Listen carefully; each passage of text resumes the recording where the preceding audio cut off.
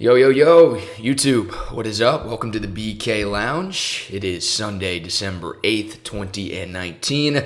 Hopefully everyone is having a great weekend. Lot to talk about in this video tonight. We'll talk some Texas football and Texas hoops.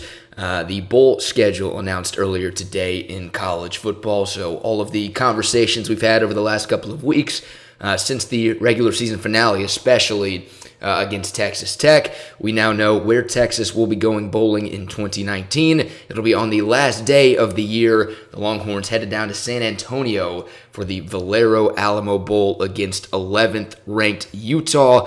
That is the matchup for Texas, the final game of 2019. We'll talk some Texas basketball as well. Nice win for the Longhorns over the Aggies in Fort Worth today. Not a very good Texas A&M team.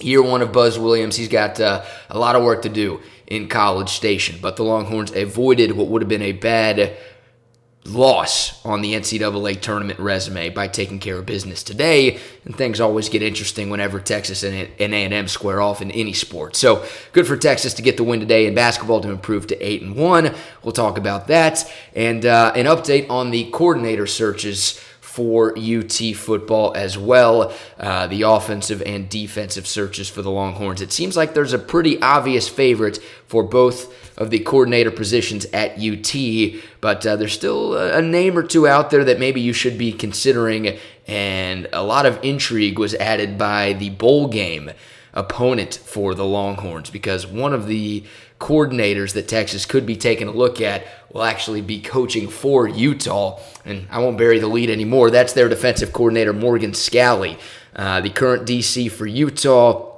Reports are that Texas may be interested in at least an interview with Scalley. Initial reports that came out really the day after Texas fired Todd Orlando. So it would have been, a week ago, 2 weeks ago? Whenever Thanksgiving, a week ago. Morgan Scalley's name kind of surfaced as a potential replacement for Todd Orlando here in Austin, and initial reports from insider sites said that Morgan Scalley kind of gave UT a thanks but no thanks, and didn't seem very interested in the start. Morgan Scalley, a guy who went to Utah, who's coached at Utah for a long, long time. There is a belief that he is maybe the next head coach at Utah once Kyle Whittingham finally decides to call it quits, which could be a couple of years from now. He's getting up there in age. So the initial thought and the initial reports were that Morgan Scalley was just probably going to stay at Utah and be the defensive coordinator and then ultimately become the head coach for the Utes. But perhaps that is changing, and perhaps Texas will at least get a look or a conversation with Morgan Scalley, which, once again, the fact that the Longhorns and Utes are squaring off in the Alamo Bowl provides some added intrigue, an extra layer to the story of who could be Texas's potential next defensive coordinator. So this video is live, guys. Please like it, share it, and subscribe it. Feel free to comment, hit the live chat. Chris and Josh are already in the building. How you guys doing? Appreciate the love, as always, from both of you. I think I'm coming down with a little bit of something, so apologies for the lack of voice that I've got going on right now in this video. Hopefully nothing too major. So Texas will be matched up with Utah in the Alamo Bowl on December 31st. And I tweeted something out right after this was announced, and I think it was misconstrued a little bit, misinterpreted, which, stop me if you've heard that before, right? A tweet was misinterpreted by some people. I am bummed out. Not that Texas is playing in the Alamo Bowl. I mean, that's as good as it gets for a 7-5 football team, a team that finished 5-4 in conference play this year. The Alamo Bowl is a gift. It is a reward because it's a pretty damn good bowl game, and it generally features a couple of teams that just miss out on New Year's Six bowls. That's the case for Utah, right? Utah, if they win the Pac-12 on Friday, because Oklahoma needed overtime to beat Baylor on Saturday, the Utes are probably in the Final Four. They're probably in the college football playoff. That obviously didn't happen. They got beaten up pretty good by the Oregon Ducks, so Utah falls all the way out of the top 10 to number 11, and they fall out of the New Year's Six conversation, so they make it to the Alamo Bowl as a team that went 11-2 during the regular year plus the conference championship. Generally, both conferences have a team just like that. That is not the case, obviously, with Texas, a team that has known its fate for the last couple of weeks. It's a Longhorn team that finished 7-5 during the regular season and wasn't really close. I mean, they finished 3 games back of second place. I guess the two teams kind of tied record-wise with Baylor and Oklahoma in the regular year. But Texas finished 3 games back of either of those teams for the conference championship. So a little bit different, and it's as good of a matchup as you could have possibly asked for in terms of quality of opponent for Texas. I tweeted out that I was bummed out that it's on New Year's Eve. Like, I'm going there. I'm excited. I'm rooting for Texas. I can't wait. But I wish the game wasn't on New Year's Eve. Like, I'd rather be watching Texas play in the Alamo Bowl on a different day and then going to spend my New Year's Eve somewhere besides San Antonio. Got a lot of other places I could think of where I'd rather spend my New Year's than San Antonio, but it is a night game. I think 6:30 kickoff on December 31st. So if you're making the trip down there, then you get to party on the Riverwalk after what hopefully is a Texas win. And this is the first year that the Alamo Bowl is on New Year's Eve. First year. Like last year was on December 28th. Texas has played in this game a couple of times in the last decade against Oregon State and Oregon. Both of those games weren't on December 31st. So a new change to the Alamo Bowl. And I guess for a lot of people, I'm sure a lot of people are excited about that, getting to go to San Antonio for New Year's. Maybe for Utah it's a big deal. But I don't know. Selfishly speaking, mid-20s kid who lives in Austin, I'd rather be here or somewhere else for the game. But once again, it's as good as you could have asked for Texas in terms of a bowl perspective. And there's an order that the bowl games get to choose from. They get to choose their team. So Texas actually got a little bit of a gift. If you're a fan of this game, if you're happy Texas made the Alamo Bowl, then you're happy that Utah lost because Oklahoma getting into the Final Four allowed for this to happen because that slides Baylor down to the Sugar Bowl, and that gives Texas the Alamo Bowl because there's just nobody else in the Big 12. There was a 4-way tie for third place in this conference. The Alamo Bowl gets to choose first. They get to choose, then Camping World, then the Texas Bowl, then the Liberty Bowl. Alamo Bowl gets first dibs. Of course, they're going to choose UT, right? Biggest name program. The school's an hour away. That is a no-brainer. So for everybody saying, I was hoping for Texas A&M. Now, I don't think the SEC was ever going to let that happen anyways. We found that out a couple of years ago. But for everyone who was hoping for Orlando and the Camping World Bowl against Notre Dame, it was probably never going to happen. And I know there's some Iowa State fans who are upset that Texas got the better bowl game, and that's understandable because they beat Texas during the regular year, but it's a bowl game. It's a money thing. Alamo Bowl was going to pick UT. Any chance they can get with the Texas Longhorns, they are going to take. And honestly, Texas could have finished below Iowa State in the standings, or Oklahoma State, or Kansas State, or somebody else in the standings. It's still the bowl destination. The bowl game itself gets to pick what team that they want from each conference, but they got fortunate with Texas finishing in that 4-way tie once again with teams at 5-4 in this conference. So there you go. Texas taking on Utah. Once again, Utah 11-2, 11-1 in the regular season. They lost their conference championship game. Predicted it on the radio show last week. As bummed out as I am, because I'm not one of those guys who roots for the conference, right? I'm not rooting for Oklahoma against LSU. I don't think you should be either. I know there's a lot of Texas fans or a lot of college football fans that like to root for their conference. You obviously see it in the SEC. I'm not a believer in that, and I sure as hell am not rooting for Oklahoma in any situation. So I'm not rooting for them to win. I was rooting for Utah on Friday to win the Pac-12 championship. That obviously did not happen. Predicted it last week that the moment would just be too big for Utah. That's a quality team, but I didn't think they were ready for this. I didn't think a win-and-you're-in type of situation would bode well for them. And interesting to note that even though Utah was 11-2, they did not beat a single ranked opponent all year long. They only played 2 of them, and those were their 2 losses. To USC in the regular season, the conference opener for Utah, and then, of course, to Oregon on Friday night. And that game on Friday was never really close. So I think Utah is a very good football team. I think they're a better football team than Texas, but they've only gone up against two really quality opponents. Not saying Texas is a third with the way the Longhorns have played over the last 2 months of the season, but the record could be a little bit of an enigma for this Utah team. Pac-12's not that great. And the only two teams, their non-con wasn't that great. Their best win was BYU in the non-con, which is a decent win. But once again, the only two ranked teams that they played, both at the time and currently ranked, they lost to with USC and Oregon. So maybe Utah is not quite as good as their record would indicate, but they've got some good players.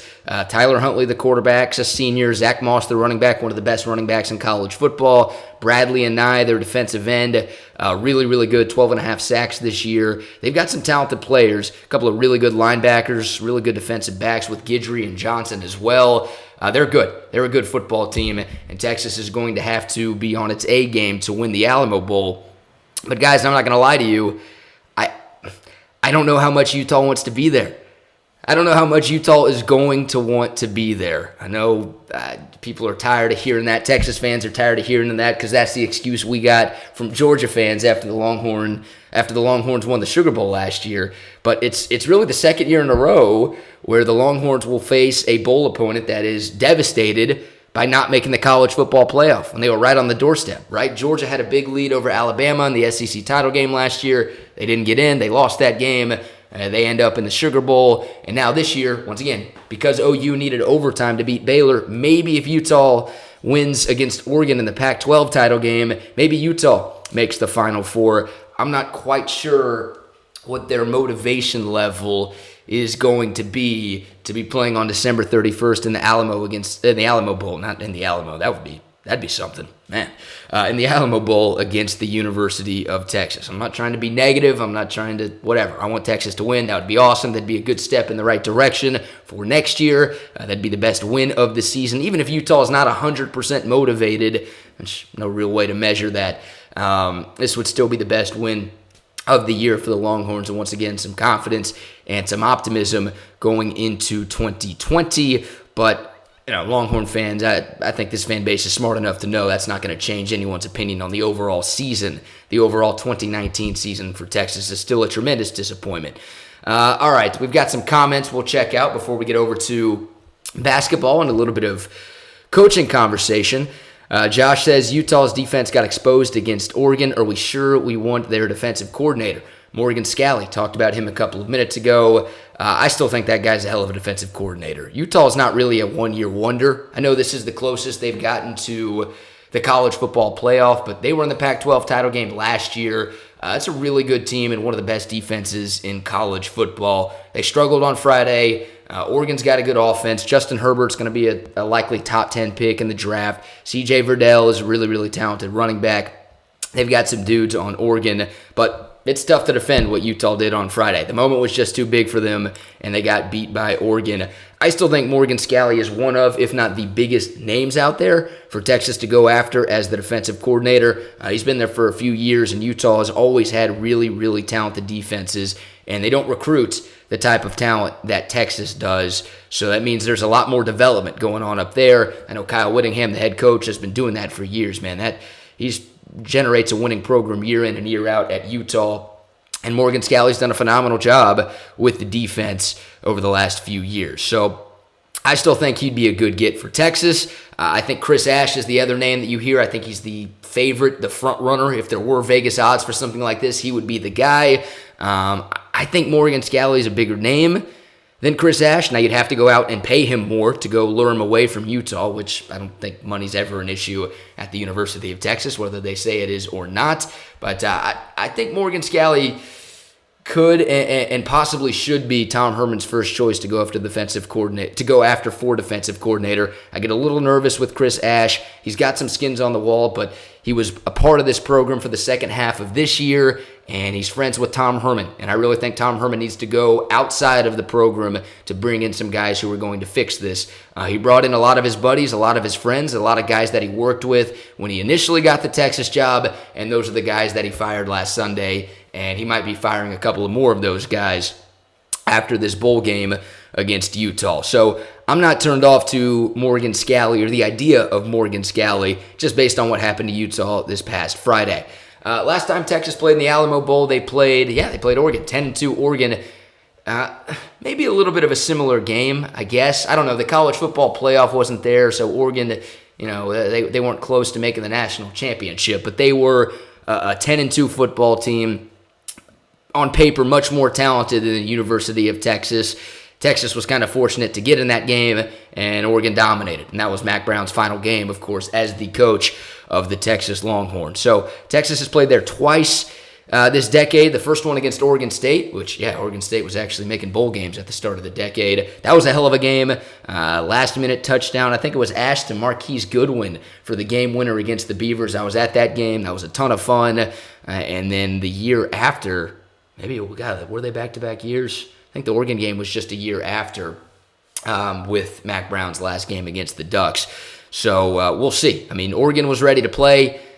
We'll see if Utah's ready to go and motivated on December 31st to take on Texas.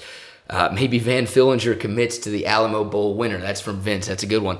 I don't know. I don't know if he's going to recommit to the University of Texas, but hey, maybe if Morgan Scalley's hired as the DC, considering Fillinger's a Utah kid, considering most people think he's leaning Utah now that he decommitted from Texas, maybe that's a possibility, but I would doubt it. Real quick on the offensive coordinator search, by the way, because I teased it at the start of this video, Graham Harrell is the top priority. He's the top target from everybody I've talked to. He's the guy that Texas wants. There was a picture that went viral a couple of days ago. Tom Herman was at the Aledo versus Ennis playoff game in the Metroplex. And that's important or interesting, noteworthy perhaps, because Graham Harrell's dad, Sam Harrell, a lot of rhyming going on there, is the coach at Ennis. Aledo won that game. It was a close game. But Sam Harrell, the dad of Graham Harrell, was a coach at Ennis. And Tom Herman apparently was there for the entire game. Got there before it started, stayed after the game to talk to players and coaches. Usually when coaches go to high school football games, they show up for a couple of minutes. They make sure people see them and take pictures and tweet it out so everybody knows that they're there. They'll maybe try to talk to one player, the one guy that they came to see. Apparently Tom Herman was at the entirety of the Ennis-Aledo football game and talked to Sam Harrell and talked to Jace McClellan, who plays for Aledo, the Oklahoma commit. I assume that's not going to change. I assume he's going to stay there. There's a couple of really talented 2021 players in that game as well that Herman was reportedly talking to. So I think it's all systems go for Graham Harrell. And I know USC is going to push hard to keep Graham Harrell as their offensive coordinator since for some reason they decided to keep Clay Helton as their head coach. They need some sort of positive publicity. That fan base loves Graham Harrell. He did good things with that offense in the 1 year he's been there. USC is going to do whatever they can to keep Graham Harrell, but Graham is a Texas guy. I would guess his family wants him to come home to the state of Texas, and UT's got money too. They can outbid USC if they need to. So I still think Graham Harrell is the first target for Texas. I don't think the Joe Brady thing is happening. That was always a pipe dream, even though that was one of the initial reports for top targets for Texas. I would guess Graham Harrell is still the guy, We'll wait and see what happens there. Once again, I think USC is going to push, but I still would give the nod to Texas to obtain Graham Harrell's services at some point this offseason. Curious if there's an announcement before the bowl game. I mean, that's 23 days from now.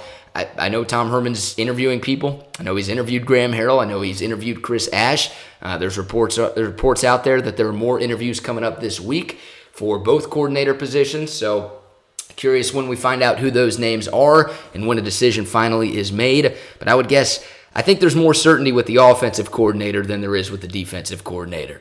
Weirdly enough, because I think last week people would have thought differently, but that would be my guess. It sort of feels like a full court press for Graham Harrell, while Chris Ash will always be there as the defensive coordinator if Texas wants him, but I think Tom Herman's going to bring in some other guys, and he should. He should go through the entire vetting process, man. I mean, CDC is going to give him an open checkbook and say, hire whoever the hell you want.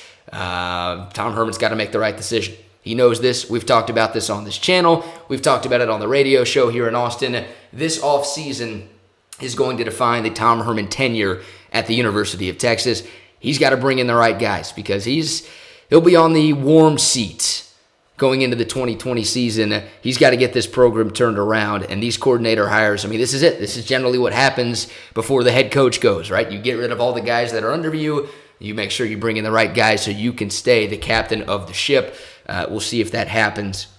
I don't think I mentioned this last week, but this has happened before in recent college football where there's been a massive overhaul of a coaching staff, and it actually worked. Now, it didn't really work with Mack Brown after the 2010 season when Muschamp left to take the Florida job, and fired Greg Davis. Mack brought in Harsin and Manny Diaz, and Mack Brown only lasted 3 more years after that. But at Notre Dame in this decade, after 2016, the year Texas beat Notre Dame, and Texas was back and all that stuff, sorry for that, Brian Kelly, they finished 4-8 that year. Brian Kelly fired just about everybody. Both coordinators were gone. Only 3 of the 10 assistant coaches from that 2016 team were brought back from 2017. And after all those changes were made, Notre Dame won 10 games. And then 2 years from then, 2 years after the changes, which was last year, Notre Dame was undefeated in the regular season, made the college football playoff, lost to Clemson. This year, another 10-win season for Notre Dame. So it worked for Brian Kelly. Point is, it worked for Brian Kelly, a blue blood program, a head coach who was getting on the hot seat, who needed to make some changes to his coaching staff, and he did. And he brought in some guys from the outside to get Notre Dame back on track. So there is an example of recent college football with a similar type program that this thing can work. I know it looks negative and it seems negative when you have a massive coaching overhaul and you don't want that, but this thing can work. It doesn't necessarily mean the Tom Herman tenure is coming to an end at the University of Texas. All right, back to the chat. Let's see what we've got. 6:30 kickoff for Texas and Utah, for those of you who are going. Hopefully you're going. So you're not like Rod Babers' Big 12 pride. No. I don't do the SEC root for your conference bit, man. I will be rooting heavy for Oklahoma, and I advise you do the same. I think most true Texas fans will be rooting for LSU, which is, I don't like rooting for anybody that's not Texas or Kansas, so I have a tough time with that. I mean, watching the Big 12 championship game on Saturday was just rough. I mean, it's the lesser of two evils, picking between Baylor and Oklahoma.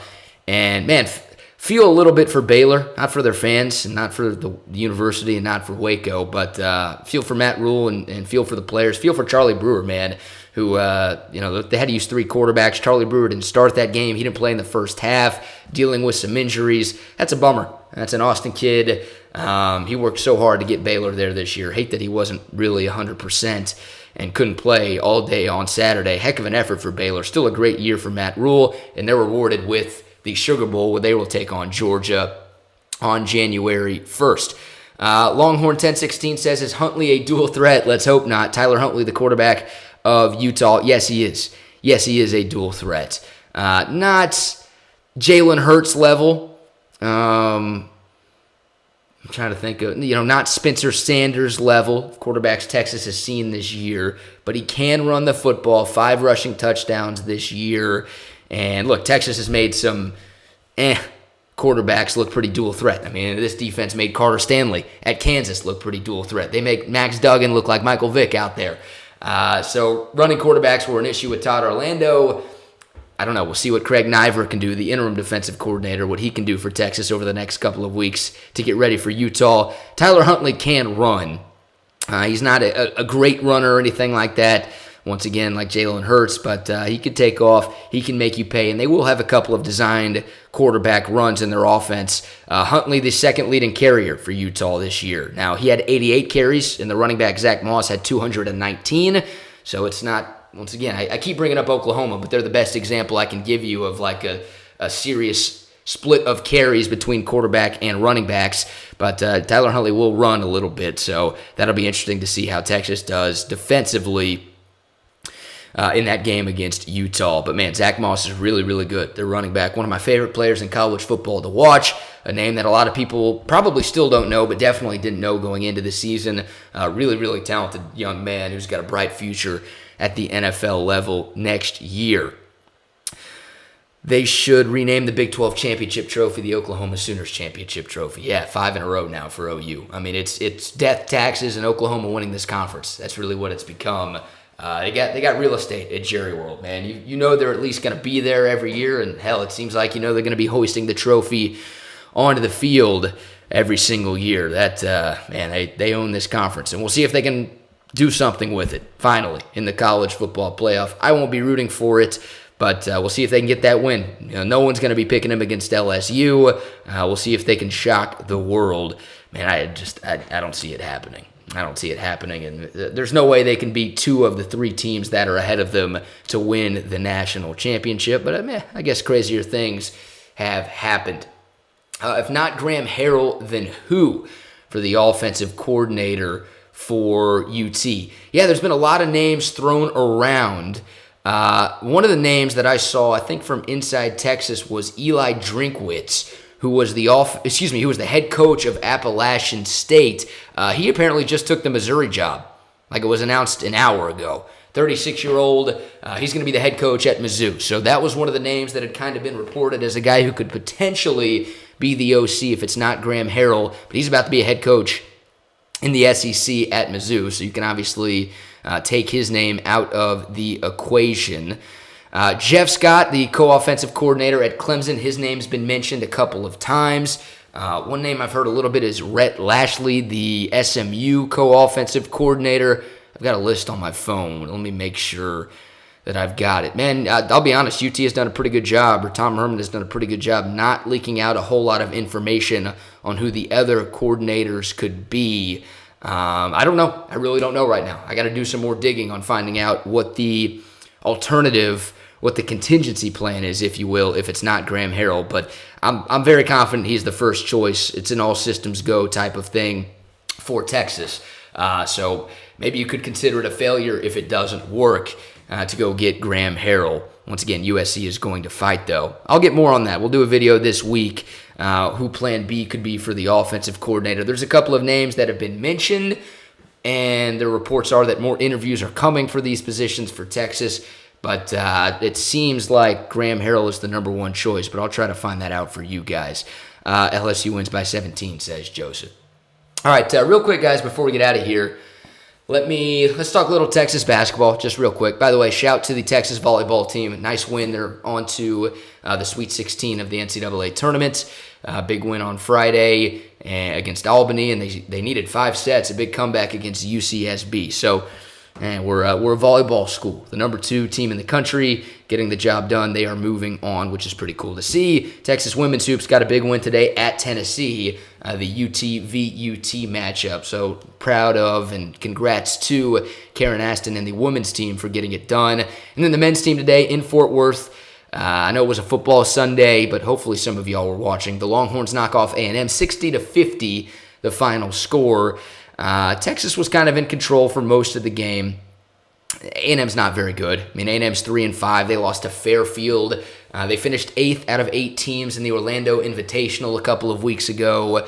It's going to be a long year for Buzz Williams and company down there in College Station. I think Buzz Williams is a hell of a coach. Great hire for the Aggies, but it's going to take him some time. I mean, A&M went 14-18 last year, missed the tournament, lost a couple of key players, too, from a year ago. And yeah, it's a big-time rebuild. So this was a game that Texas needed to win. It's not going to go on the tournament resume as a quality win come March, but it would have been a bad loss for Texas come Selection Sunday, unless A&M seriously turns things around and figures some stuff out. They're going to be a bad team this year, so Texas needed to win. You guys know my stance on Shaka Smart. I think the jury of Texas fans still out on him as well. But if you want to save your job or at least not be further on the hot seat, you got to beat A&M. Regardless of sport, you got to find a way to beat the Aggies when you get the chance to play them. It's the first time these teams have met since 2015. Texas got the victory. The Longhorns have now won 6 of 7 against Texas A&M. Big day for Jace Fabris, 17 points to lead the Longhorns, had 4 threes, also a three-point play the old-fashioned way, so if you want to give him 5 threes, go ahead. Matt Coleman was plus 11. He was the only Longhorns who was plus double digits in the plus-minus category. We're seeing more out of Kai Jones, man. 6 points for him. That guy he's a monster. He's a monster. Only a freshman, just an athletic freak. Really, really talented. Had a nice alley-oop. Almost had a second one today as well. That guy, can make things happen. I don't know if he's like one and done. You know, Jackson Hayes, Mo Bamba, Miles Turner. I don't know if he'll ever get there, but man, NBA scouts are going to be watching that guy. They're going to be paying close attention to Kai Jones as he progresses, because man, he's got some serious athleticism. He's got some size, and he's only going to fill out that body a little bit more over the course of this year and over the course of his career. So, love watching him play as well. Andrew Jones, 12 more points off the bench, 5 assists for him. A great story continues. He had a nice dunk in transition today. Just once again, not a super pretty game for Texas. They struggled at times offensively. Turnovers were an issue. Some bad shots. Weren't very smooth offensively. Stop me if you've heard that before when talking Texas basketball. But they found a way to get it done. They defended really well. They forced a lot of Texas A&M turnovers. Let me see if I can get the exact number. 21 Aggie turnovers, which a lot of those were kind of self-inflicted, but Texas played really, really well defensively today, but the Longhorns did have 14 of their own. The only thing that you might be upset about if you're a Texas fan is the spread was 10.5, and the Longhorns won by just 10. A very late, unnecessary cover by Texas A&M in the final seconds to allow them to cover the line. I had a buddy text me right after the game over. He was pretty upset about that. I would advise not betting on Texas basketball.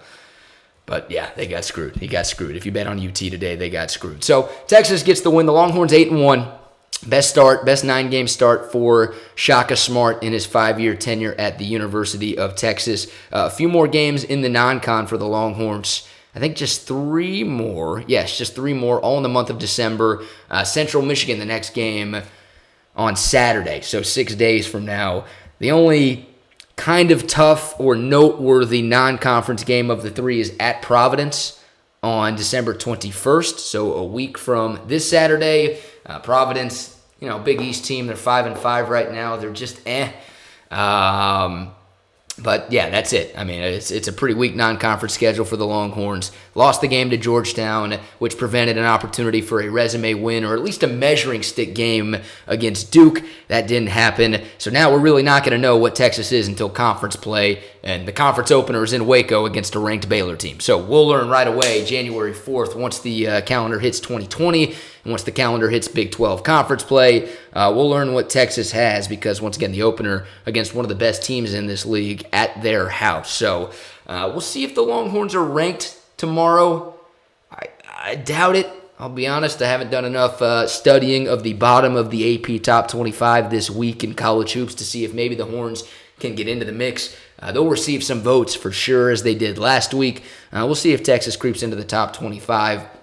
But maybe if they take care of business against Central Michigan next weekend, they'll get in there. I don't know. Who knows?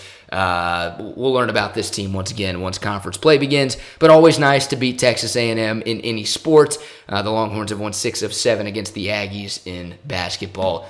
No football game, unfortunately. Well, maybe fortunately this year for Texas. I don't know. As much as I would love that game to come back, I think most of us would. I'm worried about this Texas team going up against anybody right now. According to Twitter, those basketball hoops in Fort Worth weren't very friendly. It was an ugly game. Poor shooting game for both teams. Cool. Glad that they did it. Neutral site game. Looked like a good crowd at Dickies Arena. I still haven't been up there, but that was cool to see. The Lone Star Showdown is what they call this game. I hope it's an annual bit. That would be nice.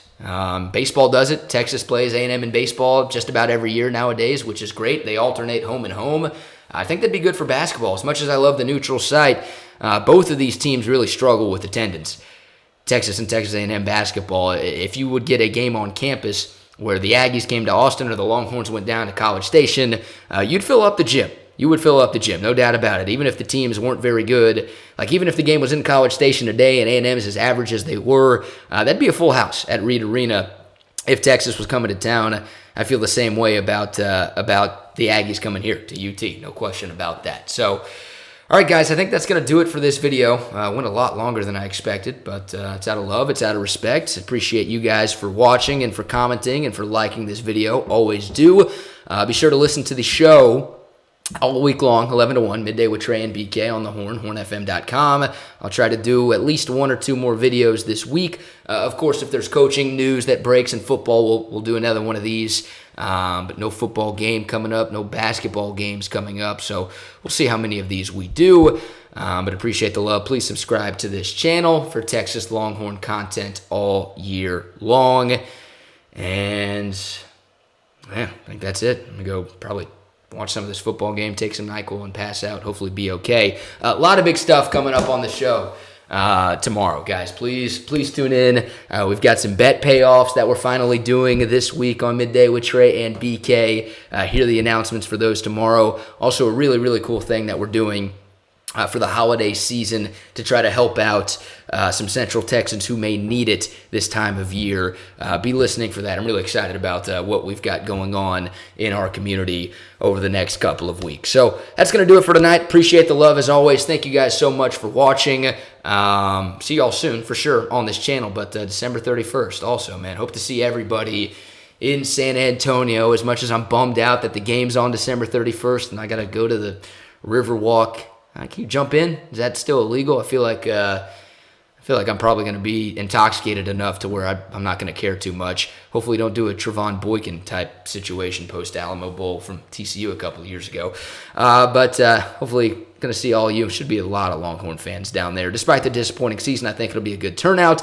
Good matchup. You know, a chance for Texas to get its best win of 2019. Once again, won't change the narrative of this year, but a way to end with a good taste, a positive taste in Longhorn fans' mouths going into 2020. Be a lot better to celebrate a W going into New Year's than to deal with another loss in a 7-6 season. So thanks as always for the time, guys. Appreciate it. Happy holidays to you and yours, and until next time, man. Talk soon. Have a good night.